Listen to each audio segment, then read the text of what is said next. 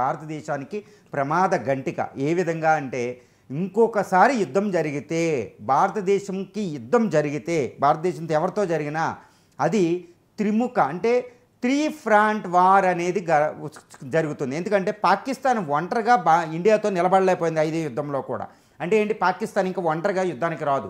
అంటే చైనాని కలుపుకోవాలి, లేదా బంగ్లాదేశ్ని కలుపుకోవాలి, లేదా 3 కలిపి భారతదేశంపై యుద్ధాన్ని ప్రకటిస్తున్నాయి అని అర్థం అనమాట. ఇది ప్రత్యక్షంగా అవ్వచ్చు, పరోక్షంగా అవ్వచ్చు, డైరెక్ట్గా చేయక్కర్లేదు. మన పాకిస్తాన్ ఇండియా మనం పెద్ద యుద్ధంలో ఇన్వాల్వ్ అయినప్పుడు 3 రోజులు 4 రోజులు యుద్ధంలో ఇన్వాల్వ్ అయినప్పుడు పాకిస్తాన్కి ఆయుధ సరఫరా ఇచ్చింది ఎవరు? చైనా.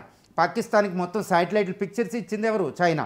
పాకిస్తాన్కి నైతికంగా యుఎన్ వాళ్ళు అన్నింటిలో మొత్తం సపోర్ట్ ఇచ్చింది ఎవరు? చైనా.